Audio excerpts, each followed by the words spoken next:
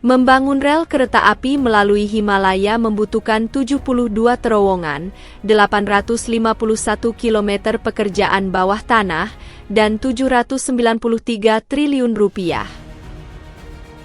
Rel kereta api Sichuan Tibet adalah salah satu proyek infrastruktur yang paling ambisius dan diperdebatkan saat ini.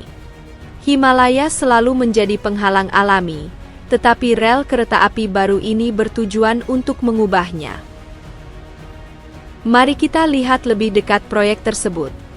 Investasi 793 triliun rupiah ini menimbulkan pertanyaan tentang dampaknya terhadap wilayah tersebut.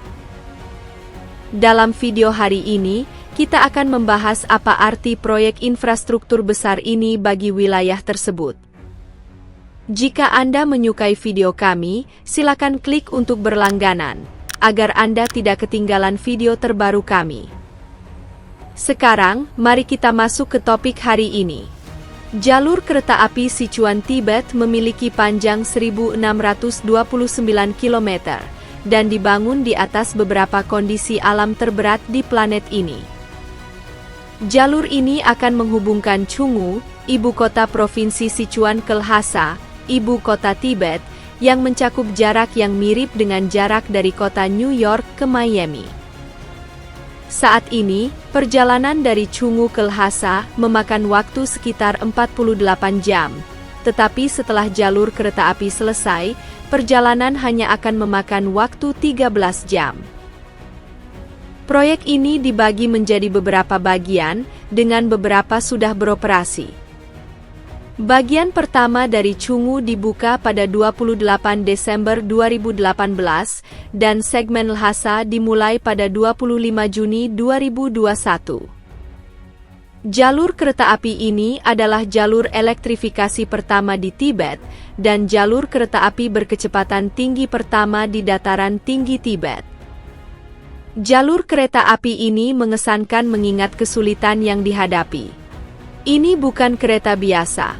Ini adalah jalur kereta api dataran tinggi yang melintasi dataran tinggi Tibet, yang sering disebut sebagai atap dunia. Kereta api ini dilengkapi dengan sistem untuk menyediakan oksigen, untuk membantu penumpang terhindar dari penyakit ketinggian.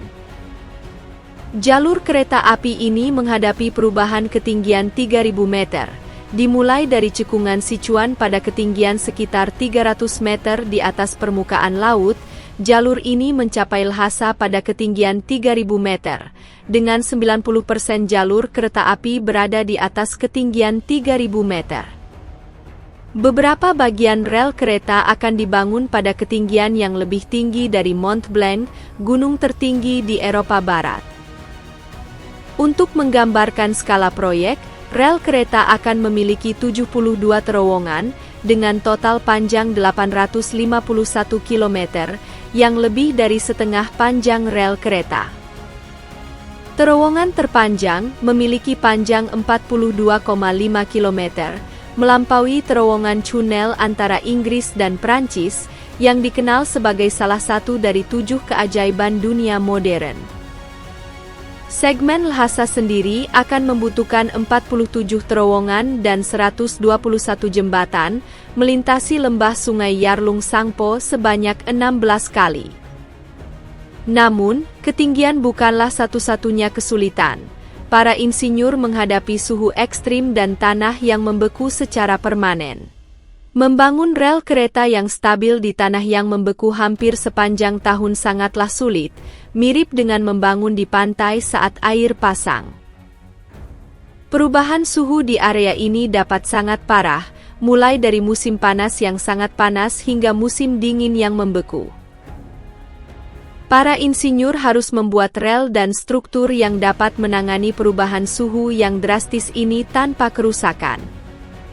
Selain itu, wilayah ini aktif secara seismik, dengan Himalaya yang rawan gempa bumi, sehingga penting bagi rel kereta api untuk menahan gempa. Para insinyur menggunakan teknologi canggih dan desain inovatif untuk memastikan rel kereta api dapat mengatasi kesulitan alam, menggunakan berbagai metode konstruksi yang disesuaikan dengan kondisi spesifik. Terowongan Milin sepanjang 10 km terletak 1.200 meter di bawah pegunungan dan memiliki ketinggian rata-rata 3.100 meter di atas permukaan laut. Mesin bor terowongan TBM terbesar dan terkuat di dunia yang dibuat khusus untuk proyek ini akan digunakan. Namun, mengapa harus melakukan semua upaya ini? Jalur kereta api ini akan mengubah ekonomi Tibet, yang berpotensi mengubah salah satu daerah paling tidak berkembang di Tiongkok menjadi pusat yang berkembang pesat. Jalur ini akan sangat meningkatkan koneksi antara Tibet dan Tiongkok Tengah dan Timur, yang mengarah pada transportasi barang yang lebih cepat dan murah, yang dapat meningkatkan perdagangan. Pariwisata merupakan aspek penting lainnya. Tibet sudah menjadi tempat wisata yang terkenal karena pemandangannya yang indah dan budayanya yang unik. Dengan akses yang lebih mudah, kita akan melihat peningkatan pariwisata yang mendatangkan lebih banyak pendapatan bagi masyarakat setempat. Kita berbicara tentang jutaan wisatawan setiap tahun yang dapat mengarah pada pertumbuhan di sektor perhotelan, menciptakan lapangan kerja di hotel, restoran, dan perusahaan tur. Namun, hal ini juga membawa kesulitan yang akan segera menjadi jelas. Jalur kereta api juga akan menyediakan akses ke sumber daya. Tibet kaya akan mineral seperti tembaga, besi, dan unsur tanah jarang, yang sangat penting bagi banyak teknologi modern. Mineral-mineral ini diperlukan untuk berbagai produk, mulai dari baterai mobil listrik hingga turbin angin. Transportasi yang lebih baik akan membuat penambangan sumber daya ini lebih hemat biaya, yang berpotensi memposisikan Tibet sebagai pemain kunci dalam rantai pasokan global untuk bahan-bahan penting ini. Proyek ini berpotensi meningkatkan PDB Tibet secara drastis dan memperbaiki kondisi kehidupan. Pemerintah Cina menyatakan bahwa upaya ini akan difokuskan pada pengurangan kemiskinan di wilayah tersebut. Mereka yakin bahwa infrastruktur yang lebih baik akan menarik lebih banyak investasi, menciptakan lapangan kerja, dan pada akhirnya meningkatkan kualitas hidup warga Tibet. Beberapa ekonom berpendapat bahwa jalur kereta api bahkan dapat melipat gandakan PDB Tibet dalam beberapa dekade mendatang, menandai perubahan besar bagi wilayah yang selama ini merupakan salah satu wilayah termiskin di Cina.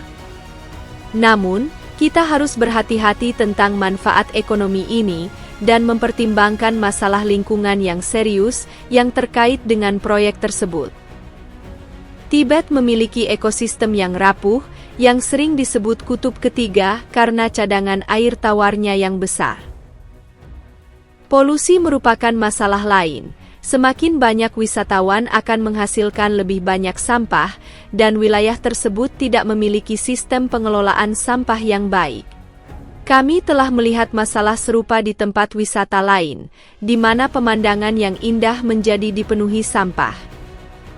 Meskipun kereta api secara umum lebih ramah lingkungan daripada mobil atau pesawat, kereta api tetap menghasilkan emisi karbon, terutama jika tidak menggunakan energi bersih. Tahap konstruksi juga mengandung risiko, karena membangun terowongan dan jembatan di area yang masih alami ini dapat merusak habitat dan menyebabkan erosi. Ada juga risiko sumber air setempat yang tercemar, yang akan membahayakan satwa liar dan masyarakat setempat. Dampak sosial dan budaya dari jalur kereta api ini bisa sangat besar. Jalur kereta api akan mengubah hal ini secara dramatis, dan tidak semua orang senang. Di satu sisi, peningkatan konektivitas akan meningkatkan akses ke pendidikan dan perawatan kesehatan bagi orang Tibet. Siswa akan merasa lebih mudah untuk berkuliah di universitas lain di Tiongkok, memperluas kesempatan mereka. Pasien dapat mencapai fasilitas medis khusus dengan lebih mudah, yang akan menyelamatkan nyawa, terutama bagi mereka yang berada di daerah terpencil dengan akses terbatas ke layanan kesehatan. Di sisi lain, Ada kekhawatiran tentang apa yang disebut sebagian orang sebagai krisis Tibet.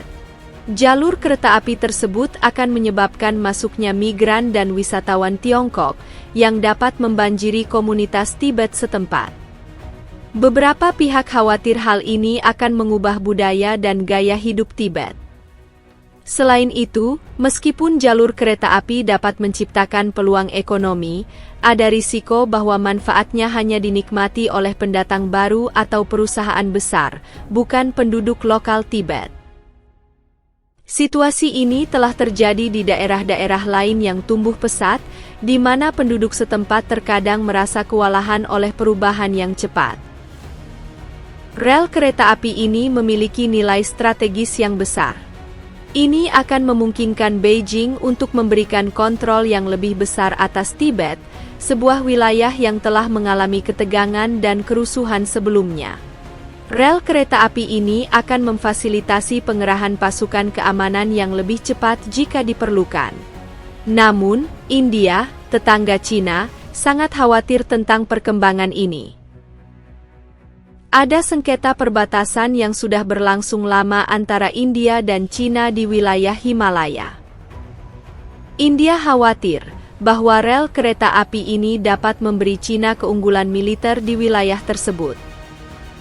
Selain itu, ada kekhawatiran tentang bagaimana rel kereta api ini akan mengubah keseimbangan kekuatan di wilayah yang lebih luas.